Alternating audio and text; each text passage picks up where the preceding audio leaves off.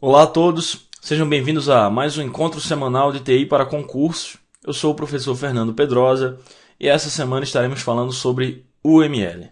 Vamos lá, pessoal. Estou trazendo para vocês aqui mais uma questão do CESP, do ano de 2010, da prova do TRT do Mato Grosso. Assim como na semana passada, uma questão do CESP, que é uma banca que passou esse ano de 2012 um tanto quanto inativa, né? Ela não fez muitas provas, nem também não muitas provas relevantes, mas está voltando à ativa, fazendo provas importantes já aí nesse segundo semestre de 2012. A Câmara dos Deputados, por exemplo, que está com o edital aí na praça e a prova marcada para o final do mês de setembro, vai ter como banca organizadora o CESP, assim como a ANAC, né? A Agência Nacional de Aviação Civil, uma agência reguladora que também tem um bom salário, é um grande concurso, vai ser organizado pelo CESP, ok?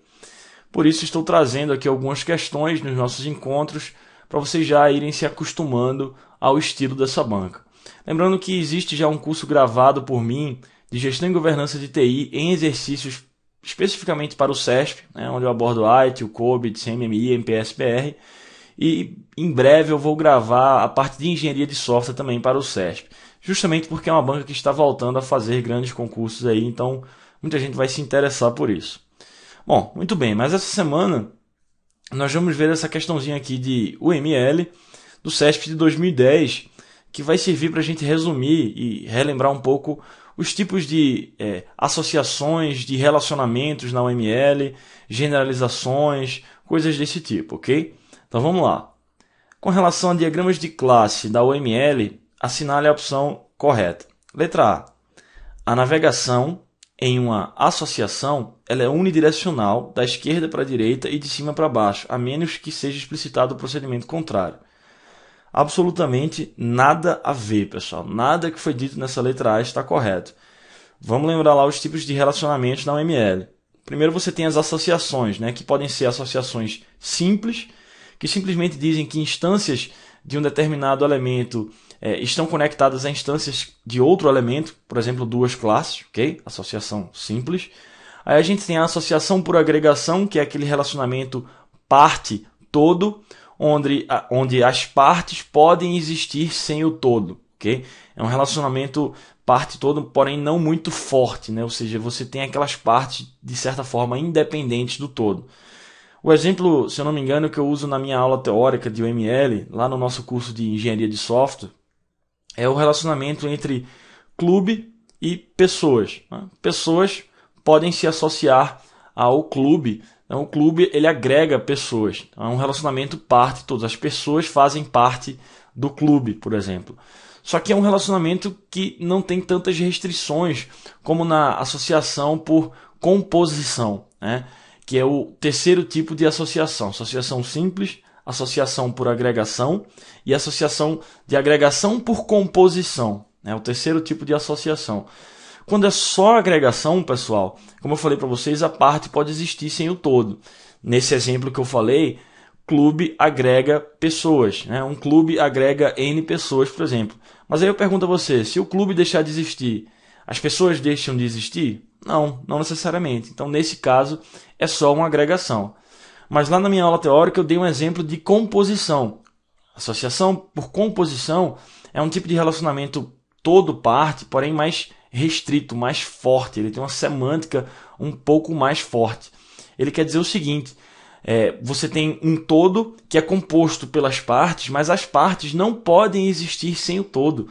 É como se o todo controlasse o ciclo de vida dessas partes. Se o todo que compõe essas partezinhas, se esse todo deixar de existir, por exemplo, ele for deletado do seu banco de dados ou da memória do seu programa, essas partes também têm que ir junto, elas também vão ser deletadas. O exemplo que eu utilizei, se não me engano, foi de empresa e departamento.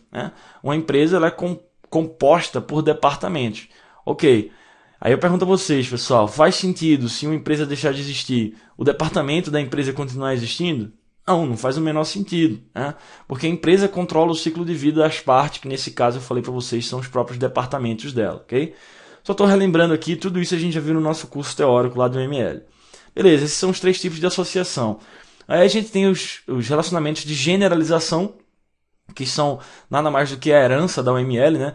Você tem um elemento mais genérico e um elemento mais específico. O elemento mais específico herda do elemento mais genérico e pode adicionar outras características, né? Tem tudo que o elemento mais genérico tem e pode adicionar mais características específicas dele. A famosa generalização, esse relacionamento. Temos o relacionamento de dependência, simplesmente diz que um elemento depende do outro, né? Se um determinado elemento mudar, pode ser que impacte outro elemento. Dependência. E a gente tem os relacionamentos de realização, né? Que é quando uma classe realiza ou implementa uma determinada interface que foi fornecida a ela. Só para relembrar aqui, tá, pessoal? Todos esses relacionamentos que a gente viu lá no nosso curso. E especificamente de associações, né? Falando sobre associações, elas podem ter navegabilidade, né? Basicamente dizem a direção de navegação de um elemento para o outro. A navegação ela pode ser bidirecional, ela pode ser unidirecional, da esquerda para a direita, da direita para a esquerda, de cima para baixo, de baixo para cima, tanto faz, ok? Então por isso que essa letra A está falsa. Diz que a associação ela é sempre unidirecional, da esquerda para a direita, a menos que seja explicitado o procedimento contrário. Não, nada a ver. Se você simplesmente ligar, por exemplo, duas classes com um traço, né, uma linha simples entre os dois, seria uma associação simples, não há navegabilidade, certo? Você não tem isso explicitado no diagrama. Você não pode dizer a navegabilidade é unidirecional, por exemplo. Simplesmente não foi especificado, ok? Também não podemos dizer que é da esquerda para a direita ou coisas desse tipo. Falsa letra A. Vamos ver a letra B. Em generalizações, atributos e operações são herdados pelas subclasses. Entretanto, relacionamentos de associação não são herdados. Falso de novo, pessoal. Generalização é o relacionamento de herança da UML, ok? Então, uma classe, por exemplo, estou falando de classe, tá, pessoal? Mas poderia ser entre componentes, por exemplo, entre pacotes. Generalização não ocorre somente entre classes, não, tá? Mas eu vou usar o exemplo do diagrama de classes, que eu acho que é o mais conhecido.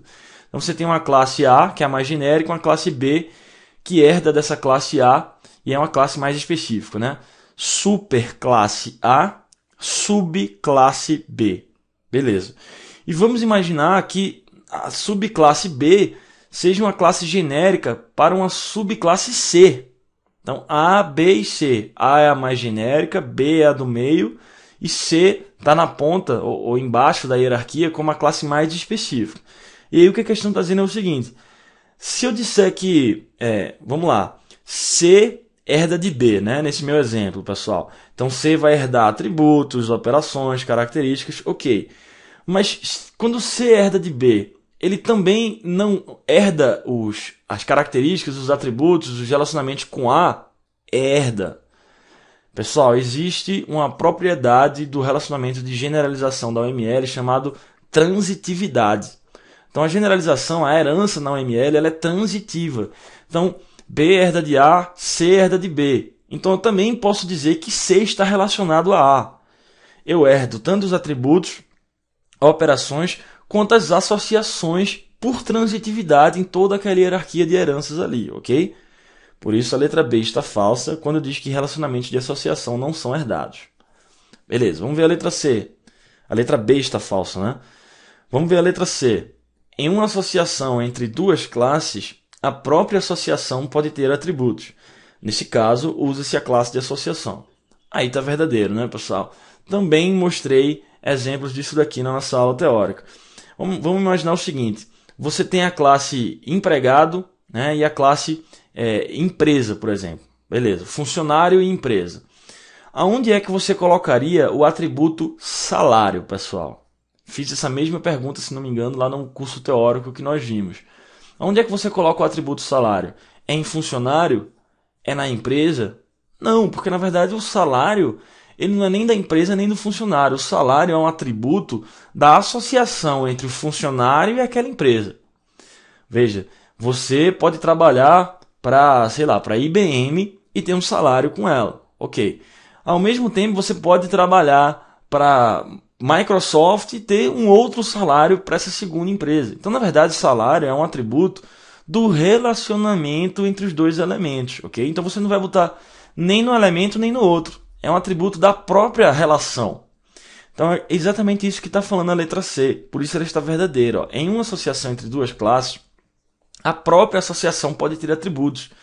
É exatamente essa situação onde não cabe você colocar o atributo nem no elemento x nem no elemento y. Na verdade, é um atributo que ocorre quando x se relaciona com y, ok? Nesse caso, nós usamos o que é chamado de classe de associação, que é um conceito também muito conhecido lá em banco de dados, né, pessoal? Entidade associativa. Verdadeira, essa letra C é a resposta da questão, ok? Um VD é o erro delas, né? A agregação é um relacionamento particular de especialização. Já está falso daí, pessoal. A agregação não é um relacionamento de especialização, né, que tem a ver com herança, que tem a ver com generalização. A agregação é um relacionamento parte-todo, ok? Falso, letra D. E letra E, a agregação é uma forma especial de composição? Falso. É o contrário. Composição, como eu falei para vocês no início da explicação aqui, é que é uma forma especial de agregação, uma forma mais forte, mais restrita, onde o tempo de vida coincide das partes, o tempo de vida coincidente das partes pelo todo, né? Ou seja, é o que eu falei, você tem o todo que controla o tempo de vida das partes. Se esse todo for deletado, se esse todo deixar de existir, as partes vão junto com ele. São arrastados para a lixeira, digamos assim, junto com esse todo, ok? Então ficaria correta essa letra E da seguinte forma. Composição é uma forma especial de agregação com tempo de vida coincidente das partes pelo todo. Ou seja, o objeto composto é responsável pela criação e destruição de suas partes. Aí sim, exatamente o exemplo que eu falei, né, de empresa e departamento. A empresa controla o ciclo de vida dos departamentos, cria e destrói os departamentos. E se a própria empresa deixar de existir o seu banco de dados, por exemplo, você vai fazer uma deleção, né, um delete em cascata de todos os departamentos que estavam compondo essa empresa, porque esse relacionamento de composição tem essa restrição, essa semântica um pouco mais forte, onde o todo controla o ciclo de vida das partes. Ok? Beleza, pessoal. Espero que vocês tenham gostado. Serviu para a gente resumir aqui esses relacionamentos da UML. Claro que não falamos sobre todos, né? A questão não citou, por exemplo, dependência, não citou realização, mas conseguimos revisar associação simples, agregação, composição, generalização e a resposta da questão que foi aquela história de classe associativa. Você cria uma classe associativa quando você quer colocar atributos no próprio relacionamento. Não é nem no primeiro elemento, nem no segundo elemento, né? No elemento x ou y. É na relação entre x e y que você cria essa classe associativa para colocar atributos ali, ok? Muito bem, um forte abraço para vocês. Esse foi o encontro dessa semana e nos encontramos na próxima, pessoal. Até lá!